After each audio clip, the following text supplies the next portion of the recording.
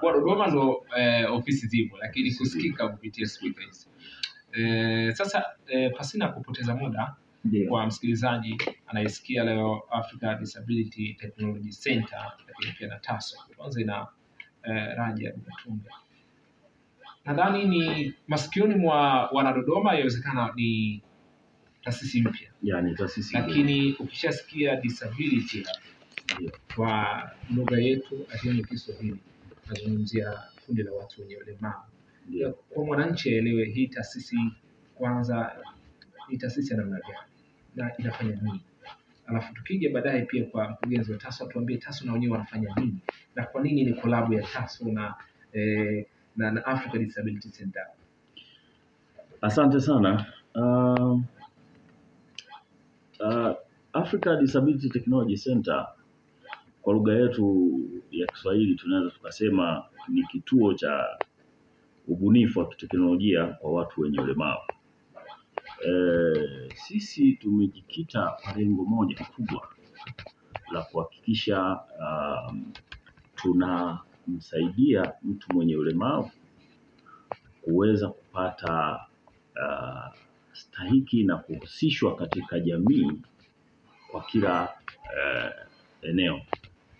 Kwa maana teknolojia ambayo ndio imekuwa mkombozi kwa mataifa ya wenzetu yaliyoendelea, basi na sisi kama Afrika tupambane ili iweze kuwa ni mkombozi pia, kwa sababu teknolojia nyingi ambazo tunazipokea kutoka kwa wenzetu zinakuwa zimetengenezwa kwa muktadha wa kwao. Zinatumia lugha nyingine ambazo sisi kwetu watu wa kawaida hawawezi kutumia. Kwa hiyo kumekuwa na hilo gap. Tukitazama kuna baadhi ya watu wenye ulemavu ambao wanakosa fursa ya kutumia teknolojia. Mfano mdogo tu, watu wengi sasa hivi tunatumia simu janja. Lakini tukienda kwenye kundi la wasioona, wengi hawatumii simu janja, wanatumia simu ya zile nyingine ambazo zinakuwa na vifungo vya kubonyeza. Kwa nini? Kwa sababu kuna programu ambazo zinawekwa kwenye hizi simu janja ambazo zinawasaidia wenzetu kuweza kufanya huduma yoyote ya simu na kuweza kuitumia vizuri tu. Lakini lugha iliyotumika kwenye ile program unakuta ni Kiingereza. Sasa kwa mtu wa kawaida ambaye hafahamu Kiingereza haiwezi kumsaidia. Kwa hivyo Africa Disability Technology Center tunafikiri namna gani tunaweza tukaingiza mifumo ya kwetu ambayo inaendana na tamaduni zetu na mazingira yetu, muktadha ya Kiafrika, iingie kwenye mifumo hiyo nao waweze kutumia. Na tuliposema tulifikiri kufanya eneo hili la teknolojia, tuliangalia Tanzania, lakini tuliangalia mbali zaidi kwamba kuna zaidi ya Tanzania. Kwa tuko na Africa, ndio maana tunasema ni Africa Disability Technology Center. Kwa service yetu au huduma zetu zinakwenda beyond, yani nje hata ya Tanzania. Kwa hiyo tunafanya hivi. Lakini sehemu kubwa kama nilivyosema, lengo kuu ni hilo, kuhakikisha tunaweka daraja au muunganiko kati ya mtu mwenye ulemavu na jamii yake kupitia teknolojia. Kwa hiyo kwenye elimu, kwenye mambo ya kisheria kama ambavyo wenzetu TASO wanafanya, kwenye mazingira yote mtu mwenye ulemavu aweze kutumia teknolojia ili kumsaidia. Asante sana Bwana Raja. Tunaye kwa mkurugenzi wa TASO. Na tupe briefly, tupe fupi pia TASO. Asante. Awali yote nimshukuru Mungu kufika Dodoma FM kwa mara ya kwanza na kusikia katika sauti za Dodoma. TASO ni kifupi cha Tanzanian Aid Services Organization, ambayo ni TASO. Hili ni shirika lisilo la kiserikali lililosajiliwa chini ya mashirika yasiyo ya kiserikali namba 24 ya mwaka 2002. Na pia ni shirika lililosajiliwa kama mtoa huduma za kisheria chini ya shirika ya usajili kwa Wizara ya Katiba na Sheria ya mwaka 2017. TASO dhima yetu sisi ni kuwa chombo kinachoongoza katika kukuza mabadiliko chanya na maendeleo endelevu kwa Watanzania wote. ambayo lengo ni kuhamasisha katika hizi sekta za elimu, sekta za kilimo, sekta za afya, ujasiriamali pamoja na utoaji wa huduma za kisheria ili watu waweze kupata usawa na ustawi katika jamii yetu tunayoishi. Ambapo sasa katika elimu tunaamini elimu ndio bora msingi wa maendeleo. Kwa TASO inasaidia katika kuboresha upatikanaji wa elimu kwa watoto wa aina zote na uwezo wa kupitia utoaji wa ufadhili wa masomo au ushauri au mafunzo mbalimbali kwa ajili ya watoto. Pia katika huduma za kisheria tunaamini kwamba watu wasipokuwa na changamoto nyingi za katika maisha yao ili kuepusha baadhi ya migogoro, TASO inasaidia kutoa ule msaada wa huduma za kisheria. Na katika huduma za afya pia, ili kwamba mtu akiwa na afya njema anaweza kufanya kazi mbalimbali na kuweza kujiimarisha katika sekta nyingi anazoweza kufanya. Pia katika kilimo tumeelimishwa toka katika wadogo kwamba kilimo ni uti wa mgongo na asilimia kubwa ya Tanzania tunategemea hiyo sekta ya kilimo. Pia na katika ujasiriamali pia TASO inafanya kazi ya ujasiriamali katika kuwasaidia jamii yetu ya Tanzania na Wanadodoma pia kuona kwamba wanaweza kufanyaje na kufikia masoko yao pamoja na bidhaa. Kwa hiyo kwa ufupi TASO inafanya hivyo vitu katika sekta hizo na tuko hapa Dodoma. Sawa. Sasa tumepata kuelewa TASO lakini pia na Africa Disability Technology Center. Tunafahamu ni kolabo ya taasisi mbili ambayo mnafanya majukumu haya. Lakini hebu turudi Africa Disability Technology Center ADTC. Mmeanza kupita katika shule za watoto wenye ulemavu. Hebu tuambie lengo la hii project ambayo mmeanza kupita. Na mnatarajia kuzifikia shule ngapi kwa tuangazie hapa Dodoma na nini ambacho mnaenda kukitambua zaidi? Tunajua mpo kwenye swala la teknolojia pase kwa watu wenye ulemavu. Asante. Ni kweli tuna malengo makubwa, lakini cha kwanza tumeanza kupita kwenye shule ambazo zinapokea watoto wenye ulemavu kwa lengo la kupata taarifa za awali, kwa sababu unapotaka kufanya mradi wowote lazima uwe na unaitwa utafiti ule wa awali, kujua mahitaji halisi ya watu katika eneo husika. Kwa hivyo tumeanza kupita Mjili ambako ndio shule kongwe kwa Tanzania, ndio shule ya kwanza ya watu wenye ulemavu kwa Tanzania, ndio kituo cha kwanza kabisa kilichokuwa kimefunguliwa na wamisionari wakati huo kwa lengo la kuwasaidia watu wenye ulemavu. Kwa hivyo tumeanza na Mjili na ukweli tumepita tumejaribu kuona teknolojia ambazo zinatumika pale.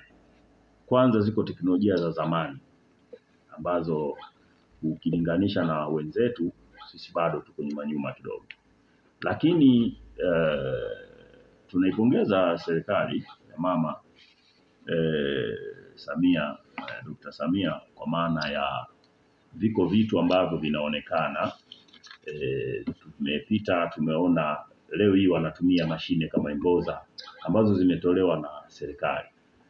Kwa hivyo pamoja na juhudi hizo za serikali, sisi lengo letu tunataka tujue wapi ambapo serikali imepungukiwa na sisi tuweze kutumia taaluma na maarifa yetu na miunganiko tulionayo ili tuweze kujazia katika sehemu hiyo. Tulete teknolojia mpya za kisasa ambazo watoto wanaweza kuzitumia, walimu wanaweza kuzitumia katika maeneo tofauti, mijongeo katika ujifunzaji darasani. Kwa hiyo tumekutana na teknolojia tumekutana na baadhi ya vibao vya kusomea ambao tunaziita braille displays ambazo zimetolewa na serikali. Lakini pamoja na hilo tukaangalia kuna gepu gani tena. Tukagundua kuna changamoto ya nishati. Baada ya kuwa na hivyo vifaa vile vinahitaji umeme wakati wote. Lakini ili uweze kukitumia wakati mwingine unakuta umeme hakuna, kwa hiyo na kifaa kimeishiwa umeme, kwa hiyo huwezi tena kukitumia. Kwa tumeona hilo na tunalifanyia kazi kuona namna gani tunaweza tukafanya mradi wa renewable energy, kuwepo na nishati mbadala ambazo zinaweza kutumika kwenye vituo vile vya watu wenye ulemavu ambao wanatumia teknolojia ili iweze kukava. Kwa hiyo lengo hasa ni kuhakikisha kwamba teknolojia inatumika ipasavyo na teknolojia ya kisasa, lakini tunaingiza ubunifu, kwa sababu tatizo la mtu mwenye ulemavu wa Tanzania unaweza kukuta linapishana kidogo na mtu wa nchi nyingine, japo anaweza ikawa ni aina hiyo hiyo. Kwa mfano tu, kitimwendo ambacho anakitumia mtu mmoja ni tofauti na kitimwendo anachotakiwa kutumia mtu mwingine, lakini watu wengi hawajui, anaenda anachukua tu kitimwendo, kumbe anamuongezea tatizo mtu. Kwa nini? Kwa sababu teknolojia iliyotumika hapa tofauti na teknolojia iliyotumika mahali pengine.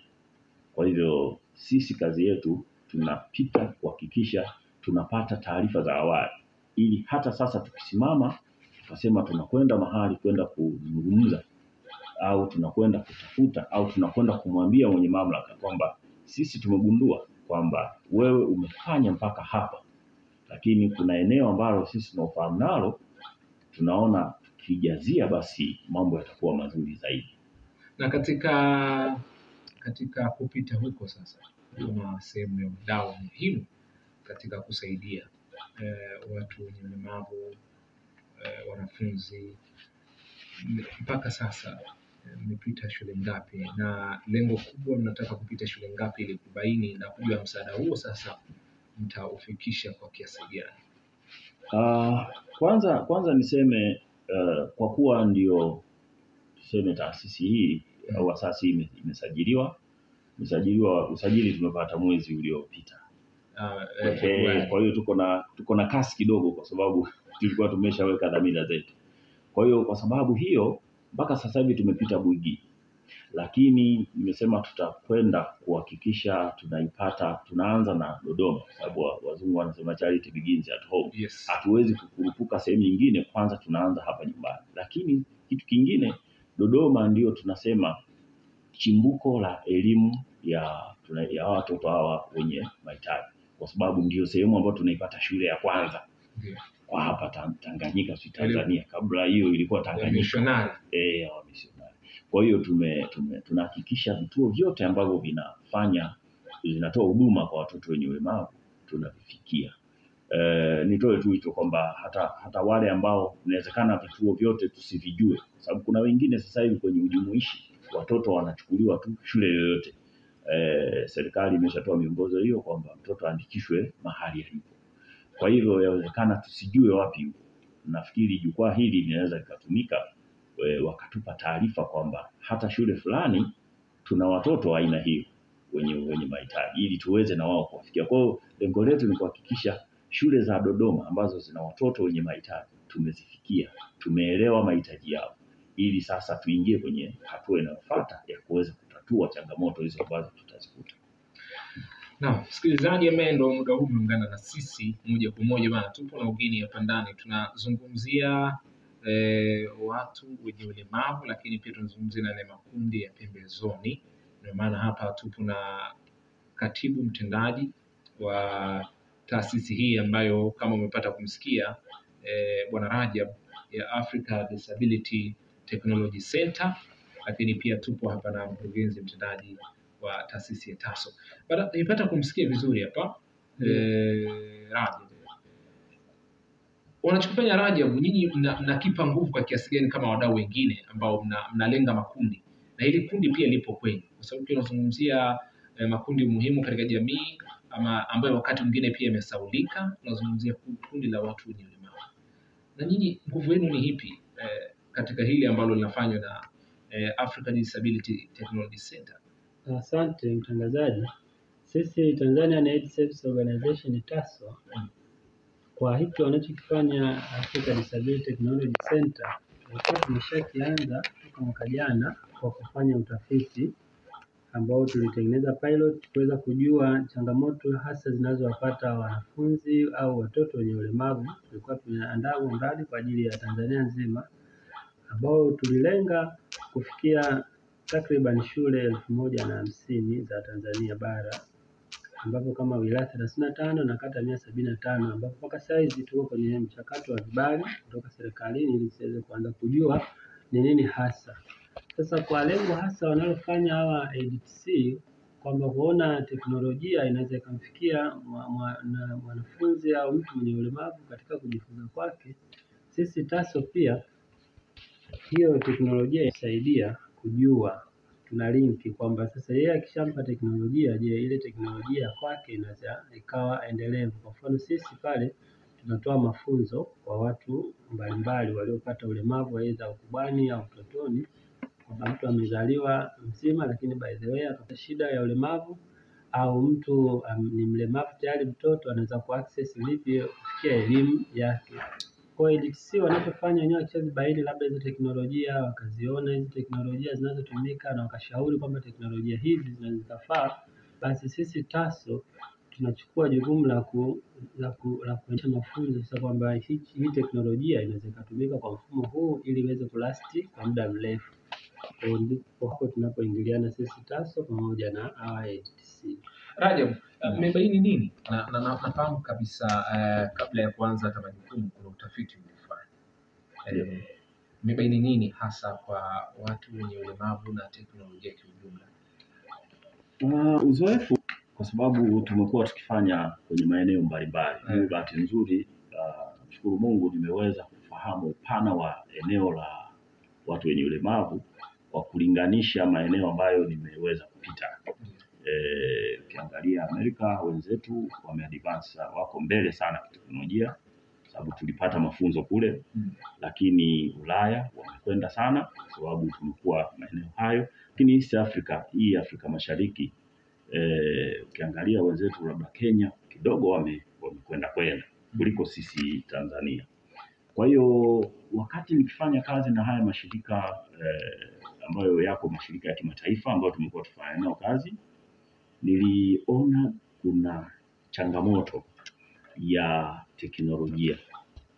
Kwa hiyo hapo ndipo nilipoanza kuona kwamba kumbe tunakimbizana na maeneo mengine, lakini tukifika kwenye eneo la teknolojia tunakuwa na sehemu ndogo kidogo. Yani tunafanya sehemu ndogo sana kwa sababu ya vitu vingi. Sisi wakati mwingine tunasema gharama, kwa sababu vitu hivi vingi vinatengenezwa nje ya nchi. Kwa hiyo ili ukipate lazima kwanza uwe na pesa ya kutosha. Huwezi na dola uagize. Sasa na hizo ukifika bandarini unatakiwa ulipe ushuru na nini. Kwa mtu akiangalia hizo gharama kidogo inakuwa changamoto. Lakini bado mbili kwenye mtazamo wetu.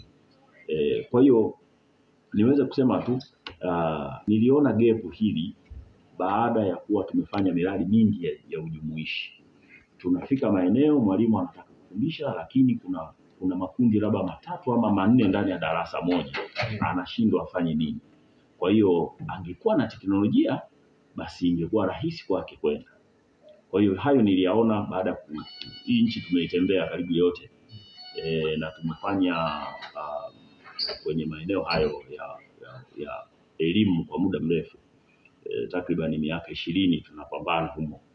Kwa hiyo tunauelewa kidogo mzuri, lakini gap kubwa, tunaamini teknolojia imeleta mabadiliko kwa wenzetu na sisi tunatamani ilete mabadiliko kwetu, lakini bado hatujaifikia kiwango kinachohitajika. Ila serikali inapambana. Kama ninavyokuambia, nimeenda Bugili, nimeona mwenyewe, nimejionea. Kuna vifaa ambavyo ni vya kisasa viko pale. Hapo sasa changamoto ndio hizo ndogo ndogo.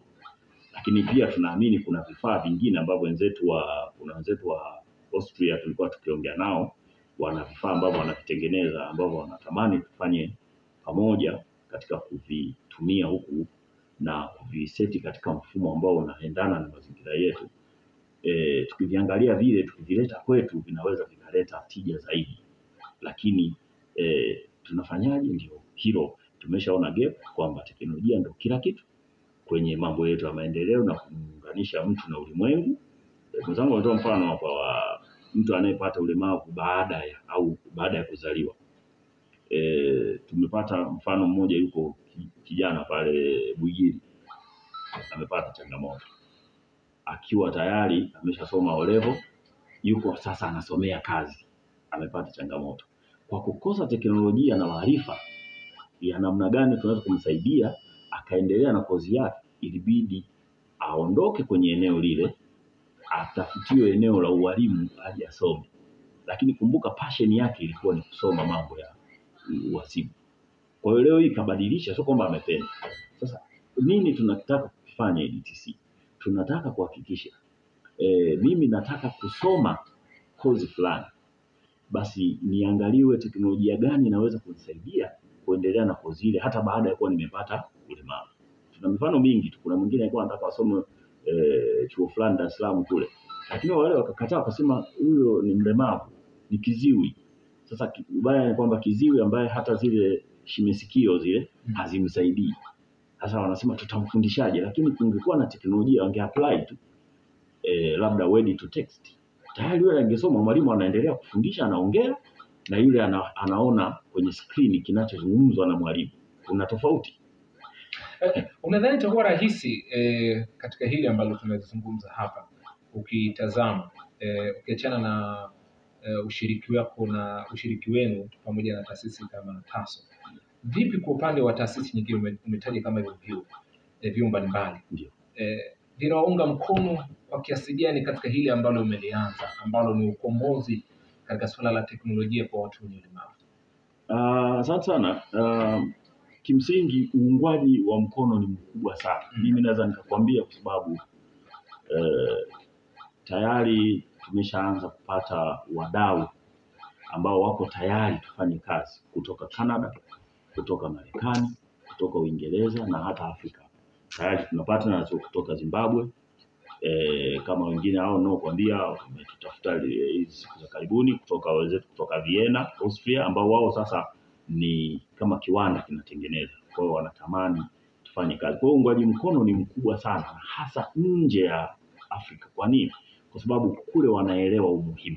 Huku kwetu wakati mwingine mtu anaweza asikuelewe. Jambo lolote linalochukua gharama kubwa au utaalamu mkubwa, mwingine anaona ni kama usumbufu, kwa anaweza akawa analikwepa. Lakini uungwaji mkono kwa kweli ni mkubwa sana. Kuna mwananchi ambaye muda huu atakuwa muungana na sisi, anajiuliza sasa Africa Disability Technology Center EDTC wao watakuwa wanatoa nini? Ni teknolojia wanataka kusaidia kwa hawa labda wanapofika kwa wanafunzi, kwa watu wenye ulemavu ambao teknolojia na swala la dijitali liko duniani kote. Hasa nini ambacho nyinyi mnataka kutoa? Mfano kwenye taasisi za elimu kwa wale wanafunzi, mnatoa nini?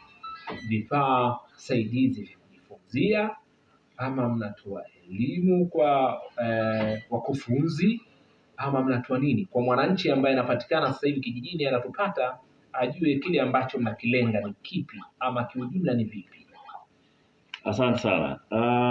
Vyote hivyo ulivyoanza kuvitaja ndivyo tunapovilenga. Tunataka tuone gepu lililopo ili tuone namna gani tutaweza kutoa vifaa gani vinahitajika. Na sisi vile vifaa kuna watu wanavitengeneza, lakini ununuaji wa sisi kama sisi kusema tunaenda kuvinunua ni changamoto. Lakini ninachofahamu kuna watu ambao wana uwezo wa kusaidia kununua vifaa ili sisi tuweze kuwapatia wenzetu ambao wana uhitaji bila ya malipo. Hiyo cha kwanza. Lakini ulichokizungumza cha pili kwamba kutakuwa na mafunzo, kwa sababu vile vifaa ni vifaa vigeni. Naweza nikatoa mfano mmoja hivi. Nilikwenda wakati fulani mahali nikakuta serikali imepeleka vifaa, lakini yule bwana kuvitumia sasa, mashine iko pale imefunikwa, anasema sasa tunafanyaje? Hawezi kuitumia. Lakini baadaye serikali ikaona kuna hilo gap, ikaanza kutoa mafunzo. Kwa hiyo niseme tu kwamba kwa vile vifaa ambavyo vilipelekwa, mafunzo yalifanyika. Kwa hata sisi vifaa tutakavyopeleka lazima kuwe na mafunzo. Lakini tunatamani tumuunganishe wanafunzi wetu, kwa sababu tunakwenda mpaka kwenye level za juu. Kwa mfano kwenye vyuo vya ufundi. Kwenye vyuo vya ufundi teknolojia ikishatumika, basi teknolojia hiyo itusaidie kumuunganisha yule mwanafunzi wetu ambaye amesha graduate na mazingira ya ajira. Anawezaje kwenda kuajirika? Je, kule anakokwenda atawezaje kufika kama ana mahitaji ya kutembea labda kutoka sehemu moja kwenda sehemu nyingine. Atawezaje kufanya kazi kama vifaa vinavyotumika pale vinahitaji vifanyiwe maboresho au tunaita adaptation fulani ili viweze kufaa kwa mtu fulani. Kwa hiyo tuko kwenye maeneo hayo, lakini ni namna gani sisi tunaweza kupata manufaa kutoka kwa mtu mwenye ulemavu kwa kutumia hiyo teknolojia. Kwa sababu watu wana maarifa mengi, lakini anasemaje, anawasilianaje kukupa wewe ili uweze kuyatumia. Mimi nimefundishwa na mwalimu asiyeona wakati naanza. Tena sio mmoja, zaidi ya walimu kama 3 hivi wamenifundisha. Lakini nilikuwa najiuliza wanawezaje. Kwa wakati ule ilikuwa inatumika mbinu ngumu kidogo ili aweze kufundisha na yeye mwenyewe kuanza kuandaa masomo na nini. Lakini sasa hivi mambo yamebadilika.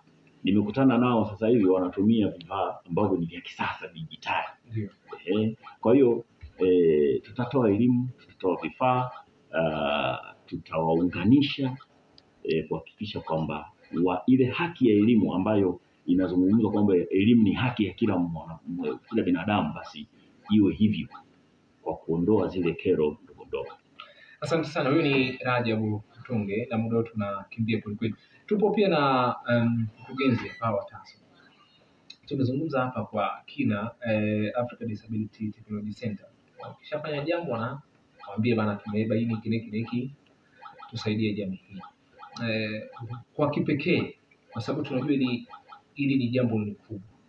Ni changamoto kubwa. Swala la teknolojia hasa kwa watu wenye ulemavu ni jambo kubwa kwa sababu kwa hapa katikati nguvu ya wadau imekuwa sio kubwa sana.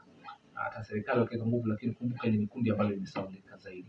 Mmejipangaje hawa wakishapita kuhakikisha lengo mama la ADTC linafanikiwa na lengo la TASO linafanikiwa, ambapo watu wenye ulemavu na wenyewe wanakuwa moja kwa moja wanafaidika katika kujifunza, lakini pia kufahamu na zile fursa zinazopatikana kwa teknolojia, na hasa katika zile sekta ambazo pia hapa nchini zimekuwa ndo unasema kama ni zinachangia pato la taifa.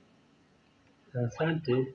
Sisi TASO tumejikita kwamba ADTC wanapopita kupata hizo teknolojia na kuweza kuzitoa, sisi TASO tumejikita katika kuwaelimisha zaidi, kama nilivyosema awali kwamba sisi tunafanya mara nyingi ni mafunzo kwamba ile teknolojia aliyonayo, kwa mfano labda tuseme saizi mwalimu darasani anafundisha kwa kalamu na chaki, mwanafunzi kwa chaki na ubao, mwanafunzi anaandika kwa daftari na peni tuseme au karatasi. Sasa unakuta kwa mfano asiyeona hawezi kuandikia hizi kalamu tunazoandikia wengine. Sasa hapo ndipo teknolojia inapoingia. Au unakuta yule ambaye asiyesikia hawezi kusikia ile sauti anayotoa mwalimu. Ndio hapo wanaraja wanasema ni ile text to speech, ya maandishi yaweze kubadilika ili aweze kusoma kwenye screen, ndipo teknolojia hapo inapoingia. Sasa sisi TASO tumejipanga kuwa tutapopata hayo mahitaji kutoka kwenye hizo teknolojia wanazozihitaji wao, kuweza kutoa mafunzo kwa walimu, kuweza kutoa mafunzo kwa wanafunzi na kuweza kutoa mafunzo kwa jamii, kwa sababu wakati mwingine ile teknolojia mtu anaweza kaenda nayo nyumbani kwa wazazi, akapewa labda kama ni simu, ikawekewa program, ni mtu asiyeona. Sasa akipata ile simu, akirudi nayo nyumbani mtoto asiyeona, mzazi kama hajaambiwa hii simu imepatikanaje, inaweza kuleta changamoto kwenye familia. Kwa hiyo lazima pia tunawalink sasa kati ya jamii au mzazi na huyu mtoto kwamba hii simu tumeweka program fulani kwa ajili ya kumsaidia huyu mtoto kwenye eneo fulani, au hii kitu ni kwa ajili ya teknolojia fulani kwa ajili ya kumsaidia eneo fulani, ili asije kuona kwamba ile teknolojia labda mtoto kaichukua tu au kaenda shuleni kafanya vitu vingine. Kwa hiyo tunawalink sasa kati hiyo wao pamoja na jamii. Inakuwa ni jumuishi kwa walimu wote, jumuishi kupata mafunzo. Ndio tunafahamu kwamba sasa hivi Rajab pamoja na mkurugenzi kwamba serikali sasa hivi wanataka kuja na elimu jumuishi, kusiwe na hivi tu ama center za special education. Sasa hivi ni jumuishi, tunawachanganya wote, na nyinyi sasa mnaelekea kupita huko. Tunafahamu kwamba swala la teknolojia hasa kwa vifaa hivi vya usaidizi, gharama yake ni tofauti na hivi ya watoto wa kawaida. Mmejipangaje pia na hili ambalo linakuja, kwa sababu baadaye itakuwa huyu anacho, unajua kuna wanasema ni utanisaidia ni kumka kama sika, kwamba mtoto mwenzake akimuona na hiki hana, kuna namna yes. Sasa itakuwa kwenye elimu jumuishi hili baadaye, na nyinyi mnajipangaje kwa leo? Inawezekana kwa miaka hivi sasa, kwa sababu tunaelekea kwenye mfumo mpya huo, hilo mmejipangaje kuhakikisha pia makundi yote haya, na tatuambie pia na TASO. Asante. Swali lako zuri sana, kwa sababu mara nyingi huwa wakati mwingine tunakuwa tunazungumzia kundi fulani alafu tunaacha lingine tukiamini lingine liko vizuri. Tukiangalia haya makundi mawili, kundi la watu wenye ulemavu na kundi la wasio na ulemavu, kiangalia mifumo ya sasa hivi ya hata mbinu za ufundishaji, mbinu za uandaaji, yani vitu vingi vinafanyika chini ya mfumo tunaita wa Universal Design for Learning. Ile Universal Design for Learning ni kwamba mbinu moja unayoifikiria kuitumia darasani kwako iweze kumgusa kila mmoja. Yani ukienda ukatengeneza zana ya kufundishia kwamba hiki kifaa ndio naenda kufundishia leo, basi huo umefikiri na mwanafunzi asiyeona, na mwanafunzi kiziwi, na mwanafunzi ana usonji mule ndani, na mwanafunzi ana ulemavu fulani, kwa yeye anaweza kukiaccess. Mbinu hii ninayoiandaa hapa niende nikaitumie, inaweza kuwa kila mmoja anaweza kutumia muda huu ninaoandaa kwamba naenda kufundisha labda muda fulani, inawezekana wote wakakava. Changamoto ambayo pia tulikutana nayo kwenye swala la upimaji. Unawezaje wewe mwalimu kumpima mtoto huyu ameelewa hiki? Hivyo inakuwa mpaka inakwenda kwenye baraza la mitihani. Baraza la mitihani leo, mbinu za upimaji zinazotumika ni kuandika karatasi, imeletwa hapa uandike. Ndio maana unakuta kwa mfano kuna kundi la watoto wanaitwa viziwi wasioona. Mpaka leo mtoto akishapata ulemavu wa uziwi kutoona akiwa na umri fulani, labda yuko darasa la 4, anaishia hapo. Atawekwa tu kwenye vituo kama analelewa. Lakini namna gani wanaweza kumpima yule mtoto kwamba amefaulu kama wenzake walivyofaulu darasa la 7? Mtihani wa darasa 7 hawezi kufanya. Sasa teknolojia ndio inatakiwa itumike kuhakikisha kwamba tusitegemee tu kalamu na karatasi. Tuwe na mbinu mbadala ambazo zinaweza kumpima mwanafunzi na kutoa matokeo kwamba huyu ana uwezo huu, ameweza kufanikisha hiki. Kwa hiyo kimsingi naweza nikasema kwenye ujumuishi hakuna kumuacha mtu nyuma, kama ambavyo kauli za kidunia zile Millennium Development Goals zile, kwa maana kwamba hakuna kumuacha mtu nyuma. Tuhakikishe kila mmoja anaungana darasani. Kwa sababu tulikuwa tunafanya zamani, tulikuwa tunasema ujumuishi kwa sababu tunaenda na tunaita ule wanachama wa kidunia, kwamba mimi ni global citizenship. Kwa maana kama leo mpira unachezwa wapi huko Madrid, huko tunaangalia na sisi tunashabikia. Kwa hiyo tukaona wenzetu wanafanya ujumuishi, wakatuambia hiki ni kitu kizuri, na sisi tukapokea. Tulichokuwa tunafanya tulikuwa tunaweka darasani. Lakini ukifika mwalimu anachagua leo naenda kufundisha kundi gani. Kwa sababu akienda akikuta yeye ni mtaalamu hapo kwenye mambo ya wasioona, akakutana na viziwi mule wamo, hawezi kusaini. Lakini teknolojia sasa itamrahisisha huyu asiyeweza kusaini, kutoa alama zile, lugha ya alama haijui. Wakati anazungumza yule kiziwi akawa anaona kwenye screen mwalimu anachokizungumza, ana haja tena ya kusaini? Hana haja. Kwa hiyo ndio maana tunapiga kelele. Hii teknolojia lazima tupambane kwa mtindo wote, ziwepo kwenye shule zetu zote. Haya, bana, shukrani sana Bwana Rajabu Mtungi. Tumalize na kwako, wana muda wetu unakwenda. Na sekunde karibu. Asante. Kwa teknolojia, kwa takwimu inasema asilimia ya sensa mwaka 2022 asilimia 11 ya ile watu Tanzania ni wenye ulemavu. Kwa hiyo ujumuishi ulivyosema kwamba ile silka au hulka mtu anaonaje, ni kama vile mtu anatembea mwenzake na fimbo, yeye asiye na fimbo anamuonaje. Zile kwa lugha ya zamani kwa tunasema ile stigmatization, kama mtu anaonekana kunyanyapaa. Anavyoona mtu mwingine na teknolojia fulani na yeye hana, anaweza kufikiri labda hii haimuhusu. Lakini tunapoendelea kutoa advocacy, elimu kwa wanafunzi, kwa wazazi, kwa jamii, basi wote tunakuwa katika kundi moja, tunauelewa pamoja juu ya hiyo teknolojia. Kwa hata mtu akiwa ana simu ni sawa, mwingine ana simu ndogo, mwingine ana simu kubwa, lakini wote wana simu kwa ajili ya mawasiliano. Asante. Sasa tunafunga hapa.